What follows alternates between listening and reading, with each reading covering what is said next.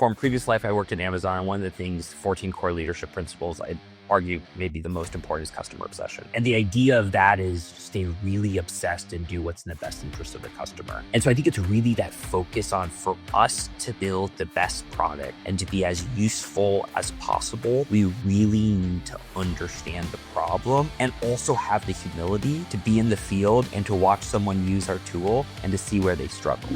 Today's episode is brought to you by one of our show partners, UpFrog. UpFrog is the OG when it comes to pricing transparency online. They find system replacement leads through paid ads and have developed an entire system to drive those hard-to-find system replacement opportunities, nurture the leads, and book them into sold systems before your team arrives to help you grow your business. Learn more at upfrog.io. I want to give a huge shout out to Marcus Storm for sponsoring today's episode. You've heard of Google Ads, Facebook ads, and SEO, but did you know that there's an entire ecosystem, like 80% of the internet, that ads can be served on that you barely heard about? That's where Marcus Storm operates. They leverage data science and AI to build customer profiles for your ideal customers and get your ads in front of prospects before they are ready to hire a pro, planting your brand in their minds early and often. To chat with a team about how they can help you grow your business, visit marcusstorm.ai. Hello, everyone out there in podcast world. Hope you're having a wonderful day. You are listening to or watching Service Business Mastery Podcast. I am one of your hosts, Tersh Blissett, sitting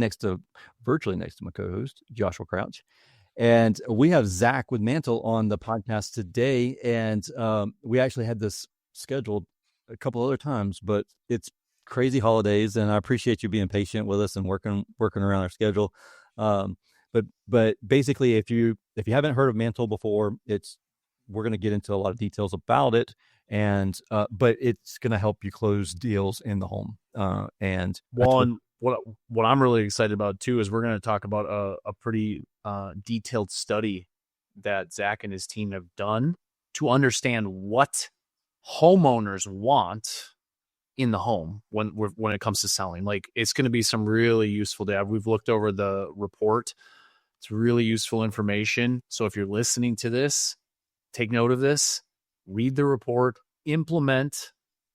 I repeated it. Your audio is not broken. I'm literally saying it 3 times. Implement what you learn from this to change your marketing approach, because consumer behavior is changing. We'll get into some of that stuff. Some of the stuff that we need to be putting on our website.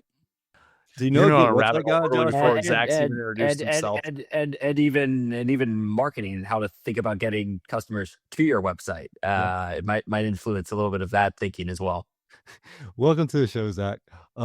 If you don't mind, would you introduce yourself and a little bit about yourself, your background, and what all Mantle is doing?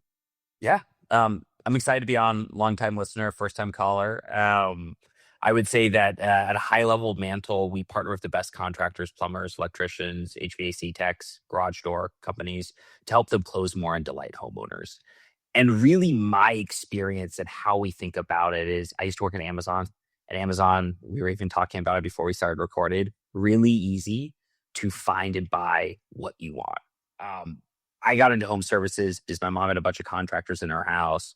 Being the dutiful son, I was like, sure, Mom, I'll help you with this. And quickly, my head was spinning with SEER ratings and refrigerant and variable speed. And the thing that I was struck by when I took a step back was it didn't feel like a shopping experience. It felt like we were getting lectured at and shown 1 or 2 options by the strange person in the home. And they're probably just as confused too half the time. Totally. And if you take 2 or 3 of them together and the different answers you're getting across all of them, you're like, wait, how do I make sense of all this? Exactly. Isn't it like talking to 3 digital marketing companies?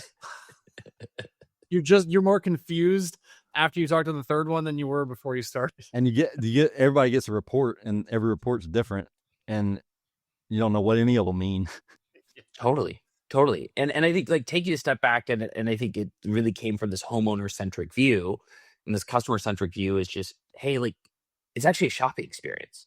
Like, how do you let homeowners feel like it's personalized in the terms, feel empowered to make the choices? And more than anything, right? We can talk about all the features and functionalities.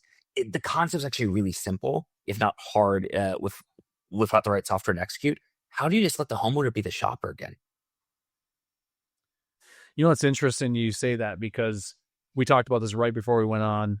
because we're all big fans of Marcus Sheridan. And I was just at a 2-day training, and the Questions First training, which is one of his companies, was all about, it's not about telling someone what to do. It's about asking the right questions to get them to self-discover, or in this case, buy, to make the purchase. Because, I mean, most people have buyer's remorse is because they were either sold or they weren't really ready to buy. Like they're pushed into a decision they weren't really ready for. If it's something that you know you want, and you have personally made that decision, and you clicked the button and you did the thing, or you handed in the card, like, it's your decision. You own that decision. And it's the same thing when you self-discover through questions. You made the discovery. Someone didn't tell you what you had to do. You came up with the idea yourself, and that ownership, I feel like, has such a big piece of any of these things that we're talking about today, because that ownership it's a big expense. Like, I mean, some of these systems, I mean, one of my team members was quoted last week by a really large HVAC company here that they've had a service contract with, and she shared me with the price. And it's been a few years since I've looked at pricing of HVAC systems since I was in the trades. Dude. And I'm like, just run the other way. Holy hell. I'm like, is that for the furnace too? Because we don't need the heat much here in Arizona. And she's like, no. And I'm like, what size is your system? And Arizona, everything's bigger here, because we, just like in Georgia where Tersh is, you got to have a bigger system. It was like a 5-ton system. It was like 15 grand. That was the retail was like 18. I'm like, for just the AC? And it blew my mind, because I was like, man, I remember building price books 4 or 5 years ago. You remember we could buy a system for $900? Yes. Yeah. No, like you can hang that up. That was like a 2-ton. You get a 2-ton 13 SEER. Yeah. And it was like, my goodness. And I'm thinking, she's asking me about the price and all this, and it's kind of like rejogged my memory of all this stuff. And it was kind of crazy to think about where we have gone. That is a huge purchase for somebody to make. That literally almost expensive. A car. Yeah. Third most expensive purchase most Americans will buy in their lifetime, they'll buy it 2.4 times, is a heating and cooling system. Unlike purchase number 1, home, or purchase number 2, car, typically there's some excitement around the car, or around the home. You see it after the fact. Zach, you're telling me when you helped your parents, you were not excited to meet with 3 to 5 companies and buy a new heating and cooling system? Maybe I have the weirdo here. HOA says I have to put a fence around this thing. Oh, hell no, I ain't putting a fence around this. Everybody's going to look at this thing. It was expensive. It better shine. Exactly. I'm gonna, like, when I bring guests over to my home, we're gonna take a detour outside to look at this condenser. Is there any way y'all can put the condenser next to the front door? That way everybody has to look at it right when they come in. Hang on, let's go up in the attic when it's 150 up. Come on, just come see this air handler I got. That thing is pristine. It's funny you mentioned the condenser in front of the front door. Second ride along I ever went on, very early in my days in home services. We show up at a home, and the condenser is literally right by the front door. Like, it is literally in the center. And at that point, I'd only ever seen 2 homes in this context before. I was like, well, I guess 50% of the time the condenser is right by the front door. That's funny. Well, at least you know it's there. If it happens to be in a rough neighborhood, like, you know it's not stolen yet. That's true. That's true. So I didn't realize this, but you weren't able to read until 10, is that right? But still ended up at law school? Yeah, I'm dyslexic, so I didn't read until I was in the 4th or 5th grade. You guys are going to be best buds. We are going to be best buds. Wait, Josh, are you just going to be no reading? It's going to be all voice text messages. Excellent. Yeah, totally. Yeah, so it took me a little bit longer to learn how to read. And I think through a lot of, like, the support of my parents and a couple, like, teachers, I'd say it took me longer to get there, but once I got there, decent at it. And so I went to law school in a previous life. And there was a lot of reading there. I think, though, more than anything, and Tersh, I'd be curious to hear about your experience. I think more than anything, sort of dealing with dyslexia, I think 2 things became really clear to me. One is just the value of persistence, right? Just like, if you keep chipping away at something, maybe it takes you longer than the next person, but you can make progress. And 2, there's a lot of different ways to, like, get to the final goal, right? Exactly. Like, I was adult diagnosed, so it was. Yeah. That's incredible. Yeah, we were 2 entirely different. Yeah. At least at a relatively young age, I was able to understand or be able to put a word around why reading was hard and why I didn't seem to be tracking with peers. My first was just totally slow. And the craziest thing is, my junior and senior year, I was at Georgia Tech. Like my junior and senior year of high school, I was at Georgia Tech. So I was dual enrolled, and I learned spatial awareness like very young. I didn't know that. That's what I knew. I could tell like math. I was okay. I mean, I was good at math, good enough to do engineering, but I was had I been so my mom was a doctor in education. Like so she's a teacher my whole life. She's been a teacher. And so for me, it was just, she helped me just work around. I mean, I was never even considered going to diagnose because I was still doing a lot better than classmates were. And I learned a lot of workarounds. I learned all about how much I loved automation because I didn't want to have to read it 3 times. Totally. And it's one of those things where they would ask me to get up in front of the class to read. And I was like, look, I'll take an F. I will straight up take an F because I know I can pass the test, the rest of the test. I can pass the homework, but I am not standing up in front of this class to do this. And then I stood up at graduation in front of 7,000 people. And that's the reason I started the podcast. I have the speech impediment, which honestly is more so the delayed diagnosis of the dyslexia. Honestly, that's probably what it is. And so, I was 32, 33 when I was diagnosed with dyslexia and ADD. And dude, that was like 25 years ago. Right. Look it's at not the two often of I get us. to make fun of Which his age. one He of always us points out that looks I'm like they're 70 years old? Okay, boys. Let's stay friendly. You know, Turish was just being vulnerable with us, and I really appreciate you sharing if with he's us. vulnerable, that's my time to strike. And that's like Cobra Kai, strike, no mercy. Yeah, that's Josh. Awesome. So go ahead. Zach, so it's interesting. So overcoming that obstacle, like what was your experience, especially as a kid? Because kids are harsh. Yeah, They're harsh. totally. I think for me, it was just this idea of really early, like I'm different, right? I get pulled down an hour a day. Well, I mean, it's kind of funny, like how initially my parents were like, yeah, maybe something's up. We're on a road trip somewhere. They hand me a book. I like read the book and they ask me about it. And I tell them, it's like, oh, it's about a dog and the story, blah, blah, blah. And then they asked me, and I get it all right. Like I understood everything that was going on. And then they asked me to read the book to them. And my mom got a little bit of a clue that something was off, that the book was actually upside down. Oh, Like the entire, because I was just going off of the imagery and context and able to like figure it out. But yeah, I mean, I got pulled out of the room. I'd get an hour a day of sort of individualized like tutoring. And in hindsight, like 2 things can be true. One, really difficult experience in 3rd grade. What do you want? You just want to be with all of your friends.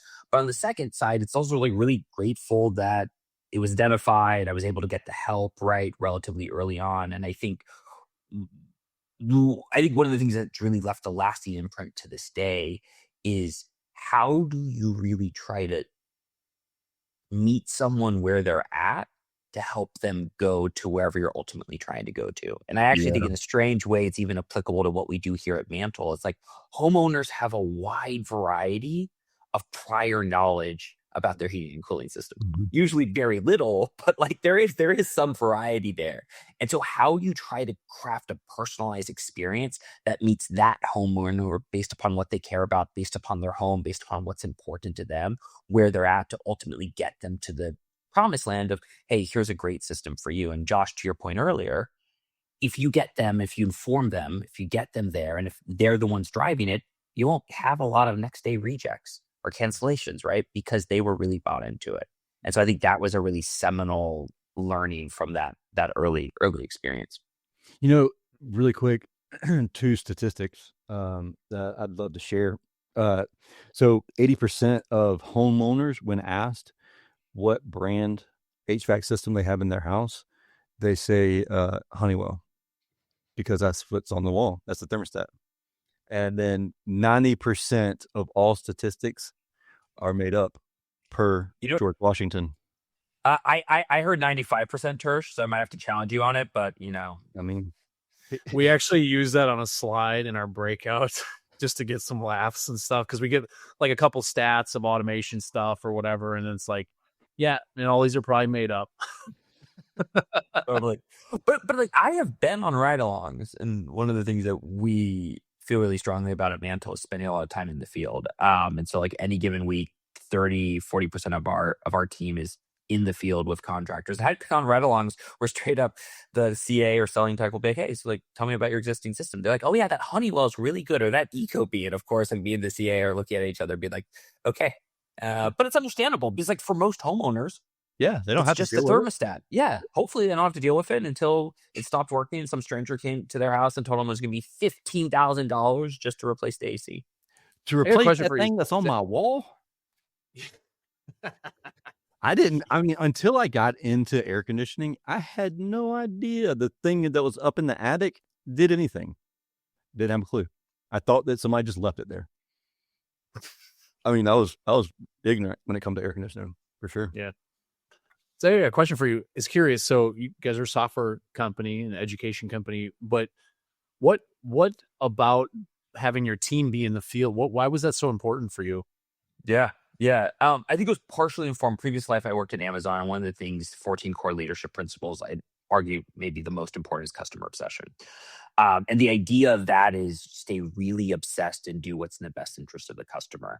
And while we can be in our office and we can be with other sort of tech people, ultimately we are building for a really different user, right? Either a 20-year plus comfort advisor selling tech, or some really nice old lady like my mom who's not even trying to interact with our software.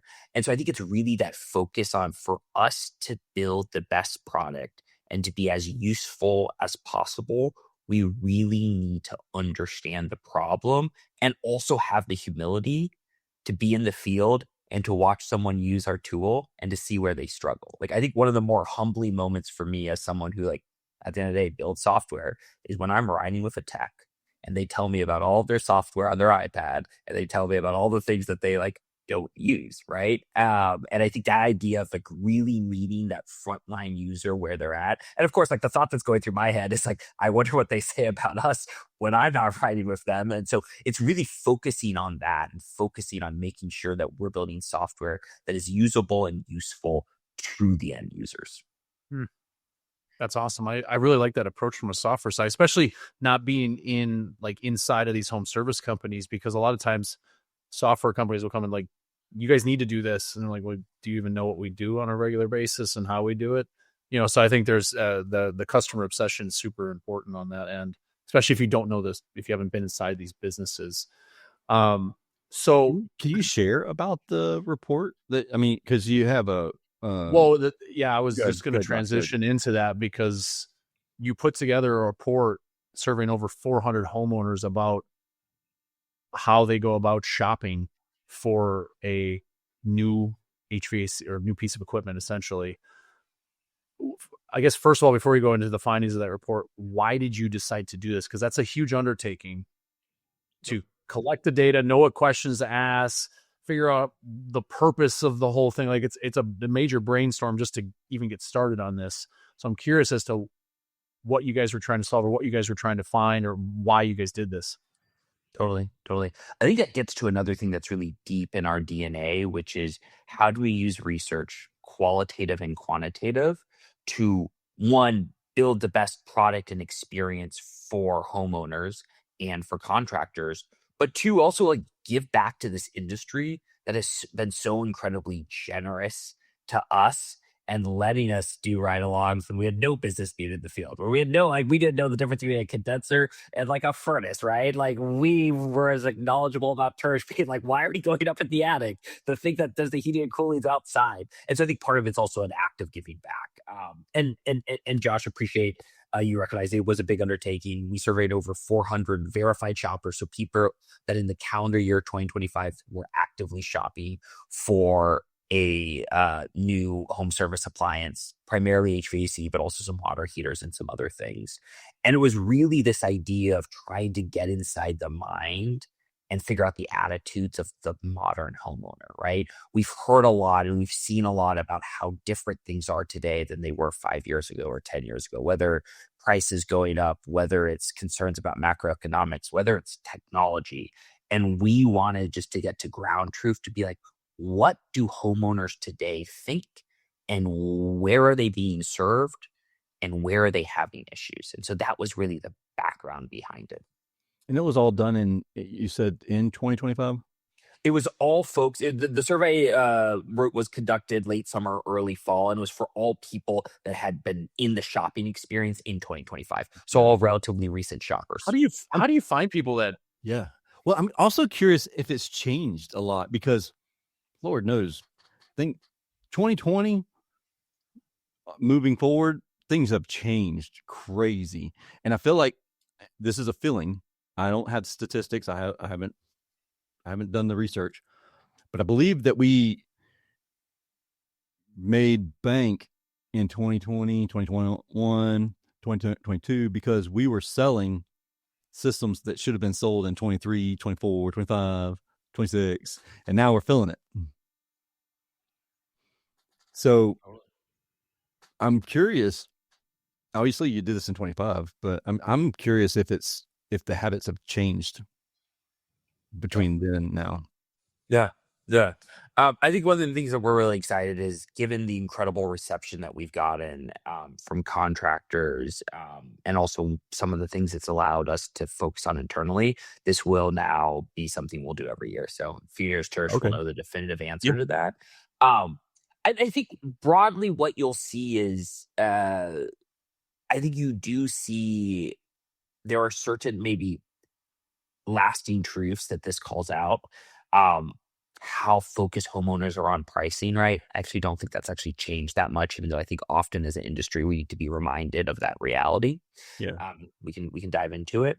But I do think like just some of the trends around how homeowners discover contractors, right? Like ChatGPT, Claude wasn't around for years ago, right? So that has changed. And so I do think that there is this interesting juxtaposition of some new truths, some new revelations, while also just really underscoring some things that probably there have been sort of the founding fathers of our industry who've been for many years telling us that price isn't the most important thing, regardless of what we might think.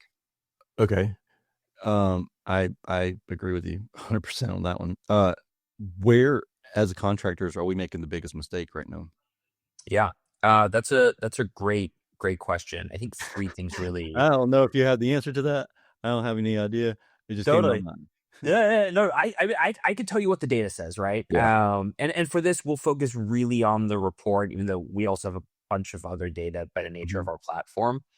I think the biggest thing is we think price matters a lot more than it actually does. 69% of homeowners say that price isn't the most important thing.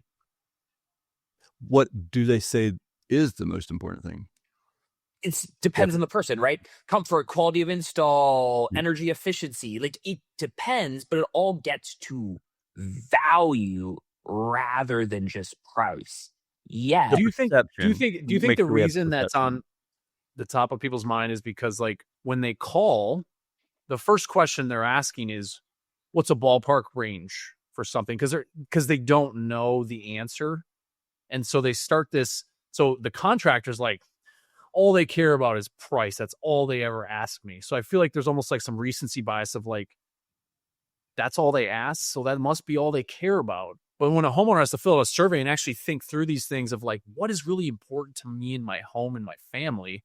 It's like, well, I don't want to have to keep calling back the HVAC guy because they did a shitty install.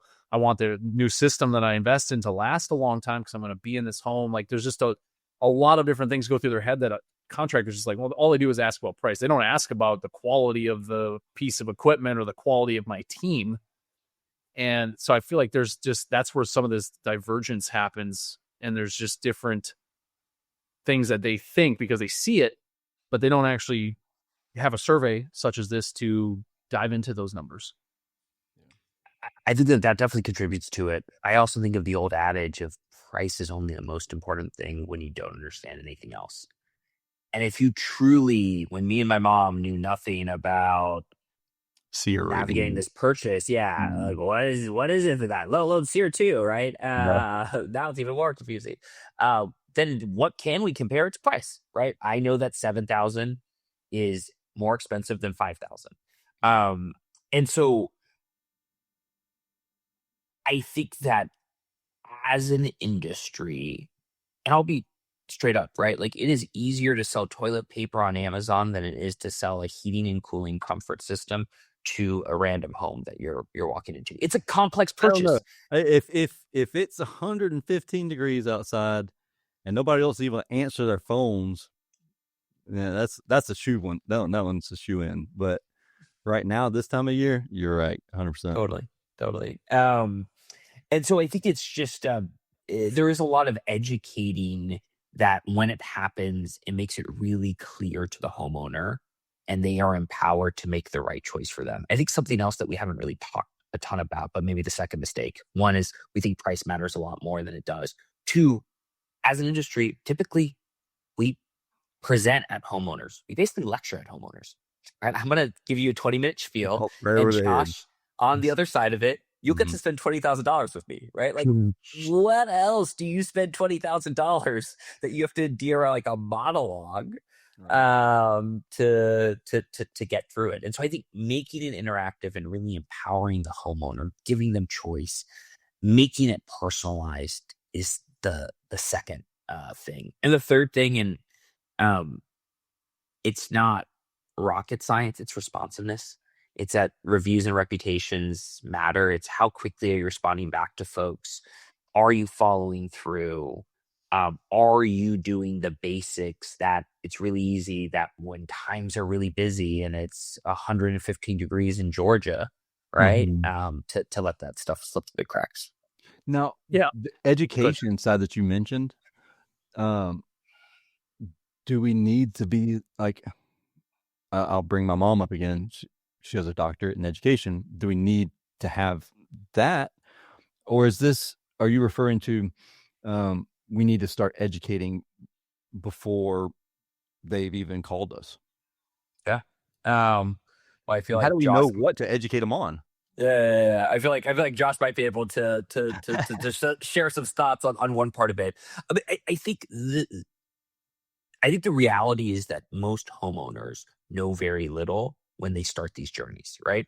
And so they don't need a 5-hour lecture on the basics of thermodynamics and how heating and cooling systems work.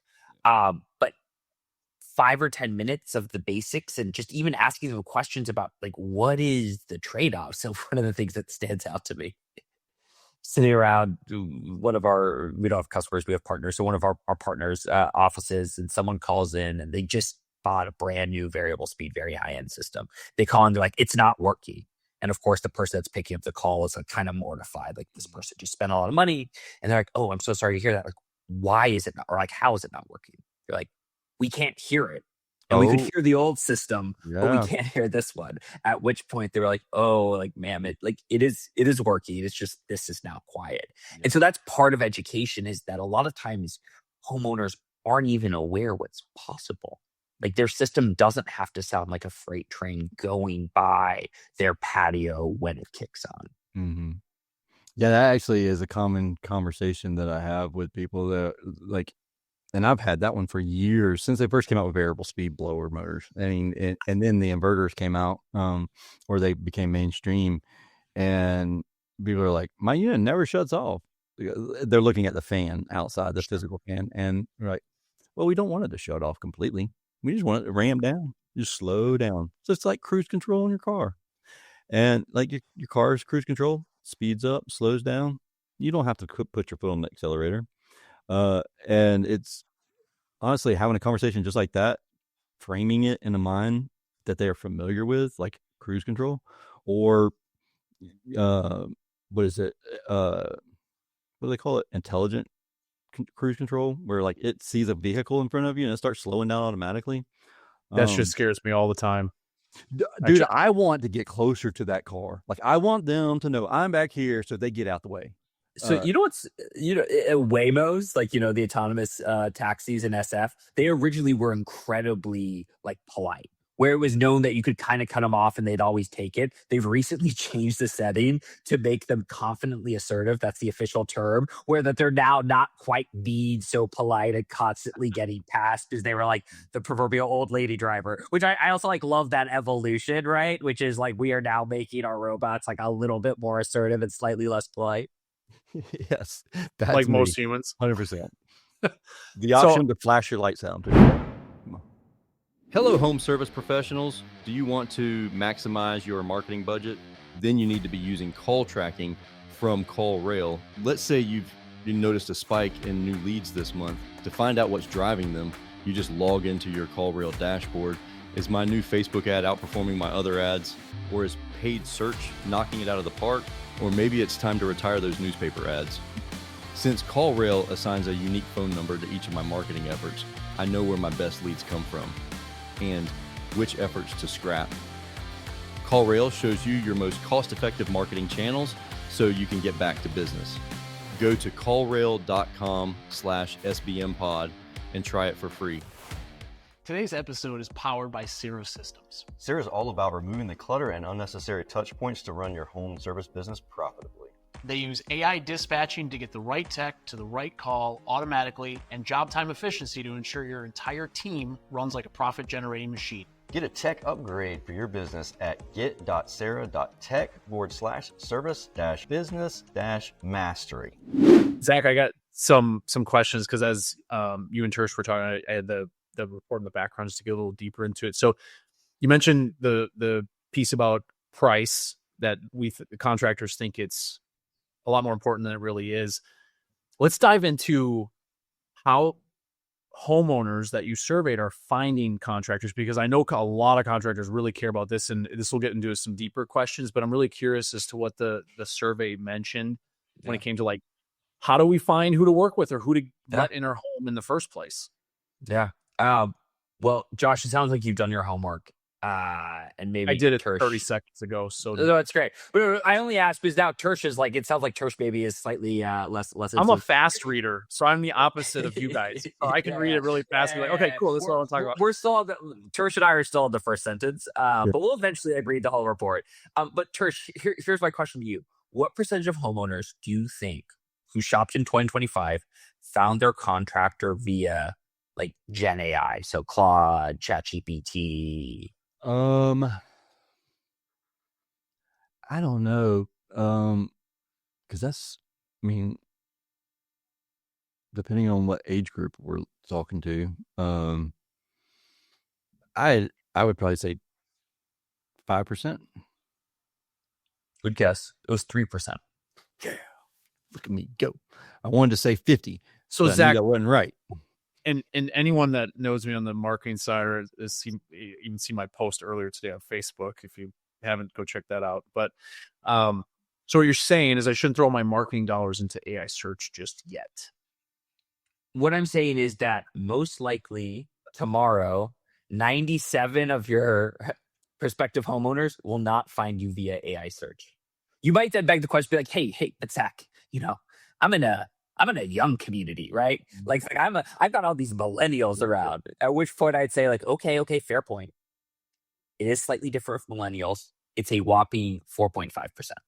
Well, so you remember, doesn't really. I mean, you probably remember this more than a lot of people, but there was a period of time where Amazon was really trying to get that market share, and they wanted to be able to say, hey, Alexa, or whatever, that's his name, right? Send a service technician here. My air conditioner broke, send somebody out here. And it just didn't catch on.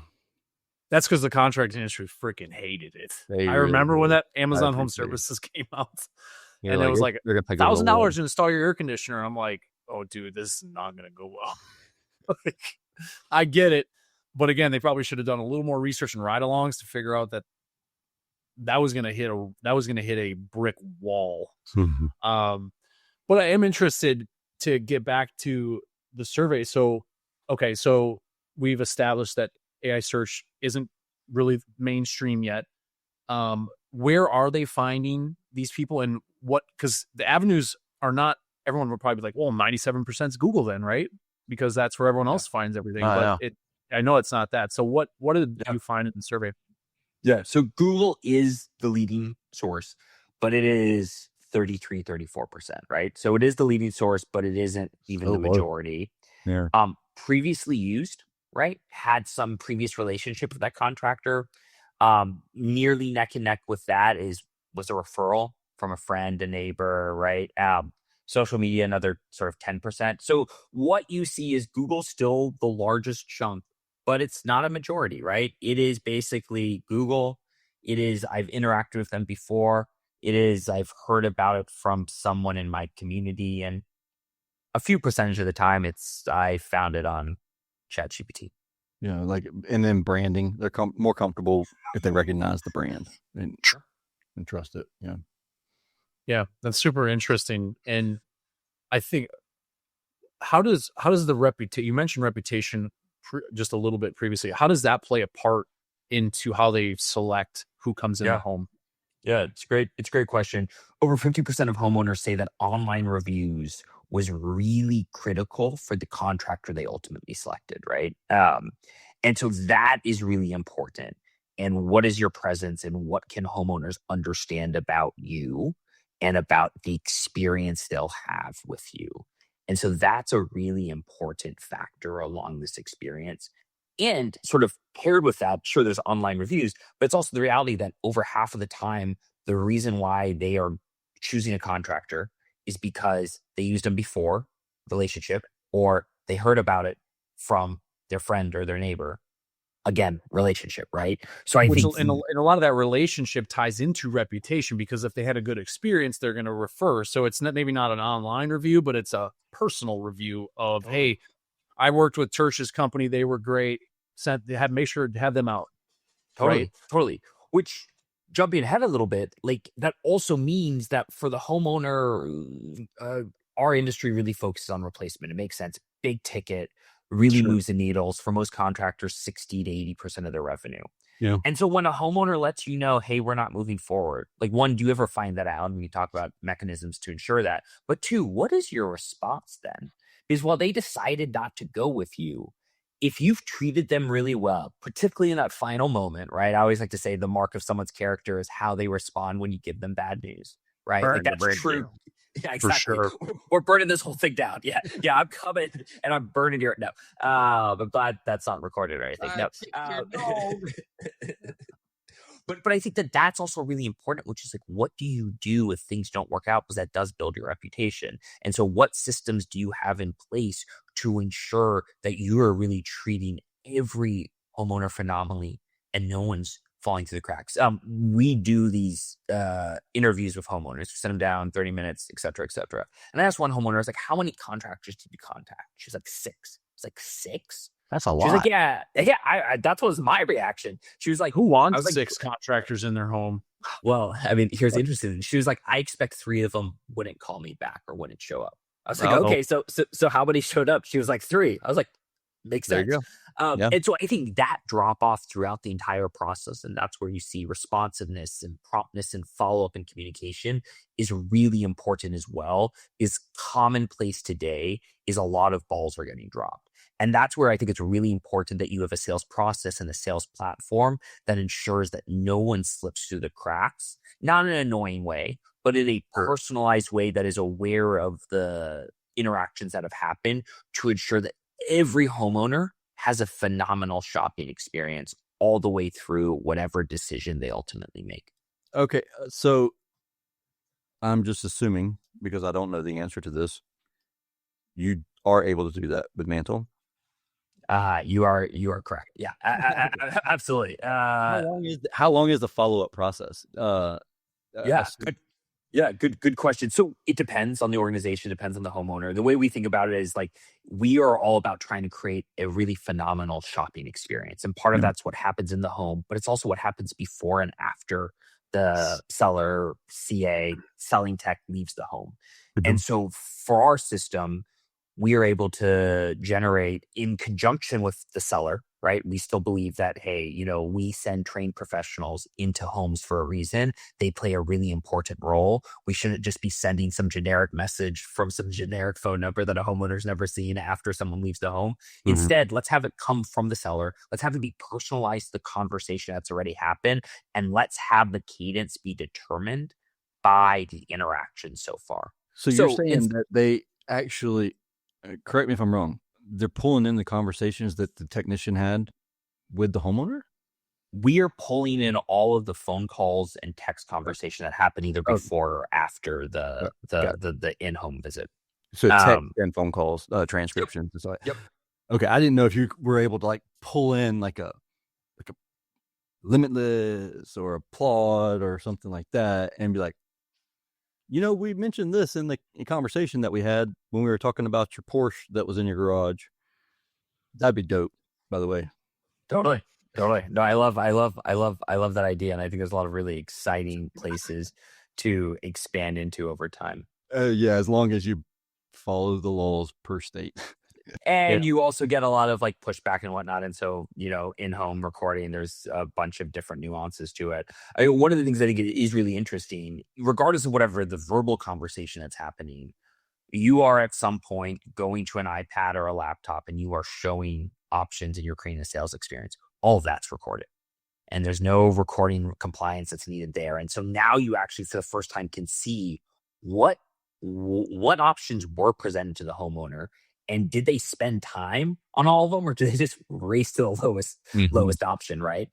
And that's really important data, both for the seller tech after they leave the home, for the manager, for the owner, but also for the system to understand how do we think about the follow-up and the cadence in the case where it's not closing at the kitchen table. Because on a replacement or new install or new system sales, we're commonly seeing 60 to 70% of the time, the person is leaving without the deal closed yet, right? And so therefore, it's really important what happens after you leave the home. Yeah. Oh, were you able to track that in your report as well? We actually can track that via a bunch of other data that we have access to. Got it. Yeah. That's so powerful just to know that stuff. I was curious. I would just, because we mentioned pricing at the beginning and we went into some other topics, but we mentioned that we think that pricing is like the most important thing that a homeowner goes through, but just because it's maybe not as important, a lot of people still search for it. Totally. Can we go into that just a little bit? Especially being all Marcus Sheridan fans and pricing up front and all this kind of stuff. I feel like this is super interesting as well, that listeners would want to hear from, is like, what are they searching for when they do find a contractor's website? What kind of information is important to them when they're doing that initial search before someone's in the home? Yeah, it's a great question. And I think the results are both unexpected and surprising at the same time. I think the unexpected part, given all of Marcus Sheridan's work, given a bunch of other work, is 69% of the time, homeowners are actively looking for price and shopping before anyone comes to the home. And so that means the vast majority. Did you guys ask any questions? And I don't know exactly what the survey looked like and stuff about what were they hoping to find? Like just to get a ballpark, like what were they trying to find? Were they trying to find like, $10,000 system, I'm going to go install that and hire that person? Yeah, it's a good question. We asked a version of that, which was, hey, is what you found, was it useful and was it clear? Right. And because different people can look for different things.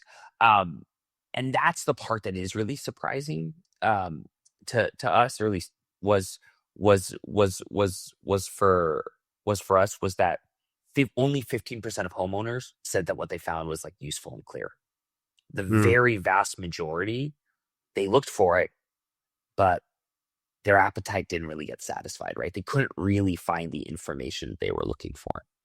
So 7 out of 10, which whatever that is, over 420 some people, 7 out of 10 wanted to find some semblance of pricing information, and less than 2 out of 10 actually felt like they walked away like, hey, I have a pretty good understanding of what it's going to cost me when I go down this road and shop for this. So that's a huge discrepancy of people. Massive, which also means it's a giant opportunity. And I think it's emblematic of something more broadly, which is homeowners come into this experience looking for certain things. And I think historically they leave it having very few of those men, right? They're looking to understand. They're looking to have a responsive person on the other side. They're looking to be empowered and to really have choice and to navigate through it and to understand what's happening in their home. And historically, I think that we haven't done a great job delivering on that. Yeah. And I completely agree with you. Being in the trades prior to owning a digital marketing company, like it would have been fantastic to have data like this to help me, especially because I was doing a lot of the marketing strategy and the pricing strategy and everything else. And having data that I could like, okay, just like anyone in any business, where should I spend my time? We're talking about most people in the HVAC industry or plumbing, they all want to sell the big ticket items, whatever those are. And my hunch would be whether it's, let's say it's something like drain cleaning, which can be a really big ticket item for a plumber, or an electrical panel or things like that, an electrical side or a whole home electrical rewire. My guess is the process is very similar for big ticket items like an HVAC system, where I'm still looking for the same information. I'm still talking to friends and relatives who you've used in the past. All like the big ticket items, my guess is humans are very similar regardless of what industry you're in. So if you're listening to this and you're in electrical, you're in roofing, you're in whatever industry, my guess is the buying experience and the information from this report is going to be very similar to your industry, just applied a little differently versus what it is for like the HVAC industry. That would be my hunch. Obviously, we don't have data to back that up, but humans are human. We have this similar behavior for certain types of things that come into our life. Totally. And we actually do have a bit of data where of the 422, most were HVAC, not all, right? There were water heaters, there were electrical panels. And so you do see this broader trend across home services. And I think it does really support your point, which is that this is something as an industry, right, that we really have an opportunity to do better on. And I think also one of the things that to the question around motivation was where we really wanted to get to is like, okay, so going into the new year, right? As we all are probably doing our budget planning, figuring out how we're going to rock 2026, regardless of whatever happened in 2025, like what are the sales tactics? What are the sales strategy that will actually work with the modern homeowner? And so in addition to the report, there's also 6 sort of data-driven insights. We can direct people online to go grab them about what really will work informed by this data and about what's really key. And so I think that's one of the other things that we're really excited to sort of like give back, if you will, to the industry that's given us so much. Yeah, that is so awesome that you guys put this together. Like being in the digital marketing side of things, I love seeing stuff like this and data because I've done a lot. I mean, I've seen questions on Facebook groups is our digital marketing agencies dying and all this kind of stuff, because it's the question everyone in mind is this stuff, especially if you're even somewhat familiar with anything with AI, is what's going to happen. Everyone, it doesn't matter the industry, like Tesla. I mean, Elon Musk has got this big proposal of $1 trillion package to get all these robots in homes and all this. Like, robots in homes are going to be able to fix stuff at some point. Like, all of these things are going to get impact because their fine motor skills will continue to improve. So it's so interesting to see where we're at now. And what will be even more interesting is when you have a second year's worth of data, and then we can compare where things are headed. Because then you start seeing trends, and you're like, okay, this one was small here, or this one was big, and maybe it's not so big anymore. Let me shift my attention a little bit because at some point this isn't going to be a really big thing. And I think it's really cool what you guys have started. And obviously, I mean, just me glancing at this report, I'm saying glance like 5 minutes, was like, oh, this is really good stuff. Like I create a whole bunch of content around it. Like, this is great. I can help my contractors or my clients. Sure. So it's really cool that you guys put this together. For people that want to get their hands on this report and read it in its entirety and really study it, where do they go do that? Yep. You can just go to our website, use Mantle. So usemantel.com/survey. And I imagine we can work together to get that into the show notes. So just usemantel.com/survey. tel.com/. Like mantle in your home. Like the mantle in your home, just like use mantle.com. Okay. And I'm assuming that's the same place they can go if they want to get a demo of your guys' software. Absolutely. They can go book there and figure that out. Absolutely. And yeah, I think one of the things that commonly questions and reactions that we've gotten is like, okay, it's clear now what homeowners want. How do we now go like execute and deliver on that? And that's more than anything what we're really in the business of, is helping really phenomenal contractors close more and delight homeowners. And I think one of the really humbling things as we sort of reflect back on 2025, and we're a relatively young company, is to see the impact that we've been able to drive for our contractors. As you can tell, we're a pretty data-driven organization. One way to say it is like we're a bunch of nerds. But separate from that, like I think if I think about reliable comfort, using our software, they are making 40% more on every sales appointment they are running, adjusting for inflation. So the CA is bringing home 48% more, and the owner is bringing home 48% more, and we feel really privileged that we get to help them do that. Isn't that something when you stop trying to sell something and let someone buy something, they actually buy something more expensive? I've always thought I've heard this numerous times through a bunch of different things, and it was always so interesting and fascinating to me. But then I realized, like when I start searching online for a car, or I start searching online for anything, I'm like, you see something, you're like, oh, there's a better one. And what's the better one? What's the difference? And if it's really a big difference, you're like, oh yeah, like that's more interesting to me than this one, because this one solves all my problems. This one only solves like half my problems. And it's wild to me when you present people with options, because even presenting options is like something in the trades that's taken a long time. People like, they only give the one option that they think the homeowner should go with, instead of like present a few, let them pick. Just little things like that are so, it can make such a difference in their average tickets, in their revenue and their profit and everything else that comes along with the company. And also in the homeowner's experience, right? Like homeowners walk away and they are happier, right? Their needs are better met. They feel better seen. They feel better served, right? And I think that's really core to the ethos, which is if you do this really well, it is good for the homeowner and it's good for you, right? And I think you mentioned options, which is huge, but also how do you let someone be empowered to add or remove an air scrubber from that option, right? And to understand that an air scrubber will deliver fresh air.